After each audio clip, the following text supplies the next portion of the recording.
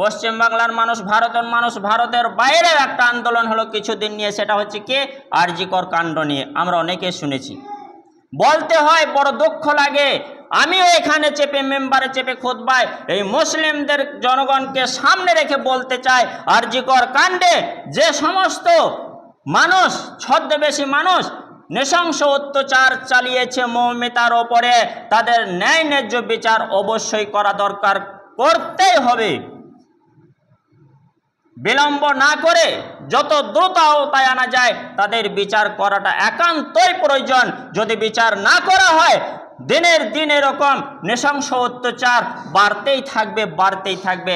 আহারে মৌমিতা, জীবনটা আজরাইল নিয়ে যাওয়ার সময় কীরকম তার দৃশ্য ছিল, শরীরে কতগুলি কামড়ের চিহ্ন, কে কাকে কামড়ায়, একটা পশু আছে সেই পশুই পশুকে বা অন্যান্য ব্যক্তিকে কামড়ায়, সেই পশুটার নাম আমি নিচ্ছি না। তো মানুষ হয়ে কীরকম একটা মানুষকে কামড় দিল, আহা দ্বিধাবোধ লাগলো না তাদের? এটা যদি আমার বোন হতো, এটা যদি আমার বেটি হতো, এটা যদি আমার মা হতো, এটা যদি আমার পরিবারের সদস্য হতো, বড় আফসোস লাগে, আরো দুঃখ লাগে। 2021 সালে শিলিগুড়ি মাথাভাঙা থানায় শীতলকুচি গ্রামে ধাই করে চারটে প্রাণকে ঝরিয়ে দেওয়া হয়েছিল বিধানসভা ইলেকশনের সময়। আহা, চোখে পানি রাখতে পারছিলাম না। শুধু এখান মানে নয়, শীতলকুচি মানে নয়, মাথাভাঙা মানে নয়, সে ঘটনা সারা পশ্চিম বাংলা, সারা বাংলাদেশ ইন্টারনেটে পড়েছিল, অনেক মানুষ চোখে পানি ঝরেছিল। হায় হায়, কি এমন অপরাধ করেছে? তাহলে আমি এখানে বলতে চাই, মৌমিতার ওপরে যারা অত্যাচার অন্যায় চালালো, তার থেকেও কি শীতলকুচির চারটে ছেলেকে যে প্রাণটাকে কেড়ে নেওয়া হলো, তারা কি বেশি অপরাধ করেছিল? 1 ঘন্টাও তাদের সময় দেওয়া হয়নি, আর এরা আজকে 1 মাস ওভার হয়ে গেল এখনো শাস্তির সম্মুখীন হয়নি। আমি বলে রাখি, পরিষ্কার করে ন্যায় ন্যায্য শাস্তি যতক্ষণ ন্যায় বিচার সমাজে কায়েম না হবে, ততক্ষণ পর্যন্ত দিনের দিন দুর্নীতি, অন্যায়, অত্যাচার বেড়েই চলবে। আপনাদের একটা নমুনা দিতে চাই, আপনি পশ্চিম দিকে কয়েকটি রাষ্ট্রের দিকে তাকান, সেখানে দুর্নীতিমুক্ত দেশ, অন্যায় মুক্ত দেশ, শান্তি আর শান্তি।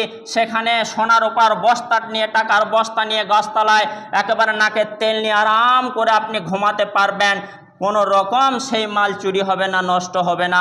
সোনার উপর দোকান খোলা রয়েছে, নামাজ পড়তে যাচ্ছে মানুষ, তালা লাগাতে হয় না, একটাও সোনা সেখান থেকে কেউ চুরি করে নেয় না।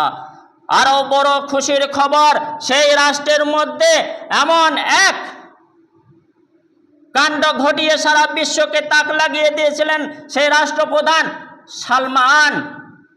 নিজের সন্তানের বিচার করে সারা দুনিয়ার বুকে ন্যায় বিচার কাকে বলে দেখিয়ে দিয়েছিলেন। নিজের সন্তানকে বিচারের আওতায় এনে সারা দুনিয়ার মানুষের কাছে নিজের সন্তানকে কতল করে দেখিয়ে দিলেন ন্যায় বিচার কাকে বলে, যে বিচারটা আজ থেকে 1400 বছর আগে হযরত ওমর দেখিয়েছিলেন সেই আরবের মাটিতে।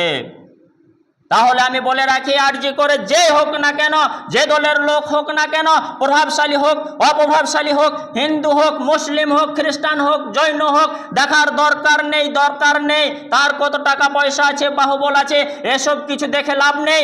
অন্যায় করেছে সে দোষী, দোষ করেছে সে দোষী, পাপ করেছে সে পাপী, শাস্তি হবে, সেই পাপ করার কারণে তাকে শাস্তি হবে। কোনো রকম মুখ তাকাতাকি করে লাভ নেই। যদি এরকম করে দোষীদেরকে আড়াল করে অন্য নিরীহ অসহায় মানুষকে দোষী সাজিয়ে বিচার করা হয়, তাহলে দিনের দিন সেই দোষীরা ছাড় পেয়ে গিয়ে অন্যায় অত্যাচার বারংবার করবে, আর আরও ছড়িয়ে পড়বে অন্যায় অত্যাচার। অ্যাকচুয়ালি আমি কথা বলতে চাই, যারাই তদন্ত করে সঠিক তদন্ত হোক, আর যারা দোষ করেছে তাদের ন্যায় ন্যায্য শাস্তি হোক। মহান আল্লাহ তাআলাই তো বলেছেন, সৃষ্টিকর্তাই তো বলেছেন, আপনাকে আমাকে যে সৃষ্টি করেছেন সেই তো বলেছেন, সমাজে যখন তোমরা বিচার করবে ন্যায় বিচার প্রতিষ্ঠা করো, ন্যায় বিচার কায়েম করো। যদি ন্যায় বিচার কায়েম করা হয়, পশ্চিমের কয়েকটা দেশের নমুনা দিলাম, সেই দেশের দিকে একটু ফলো করবেন, তাকাবেন, খোঁজ খবর নেবেন, কত শান্তি। একটাই কারণ, পেটে দুমুঠো খেতে পান চান না পান, শান্তি যদি আপনার থাকে, আপনি মনে করবেন দুনিয়ার স্বর্গে আমি বাস করছি, আর প্রচুর মাল ধন সম্পদ ইনকাম করছেন, যদি শান্তি না থাকে, ন্যায় বিচার না থাকে, আপনাকে যেন কুয়ার মধ্যে পড়ে রয়েছি এরকম মনে হবে। তাই এখান থেকে বলতে চাই, সমাজে শান্তি ন্যায় বিচার প্রতিষ্ঠার জন্য সমস্ত যাদের কাঁধের দায়িত্ব রয়েছে তাদের ওপর আমি অনুরোধ রাখছি, আল্লাহ তাআলা বা সৃষ্টিকর্তা আমাদের সকলকে সম্মতি দেন যেন সমাজকে সুষ্ঠুভাবে পরিচালনা করতে পারি। বলি আল্লাহুম্মা আমিন। ওয়া মা আলাইনা ইল্লাল বালাগ।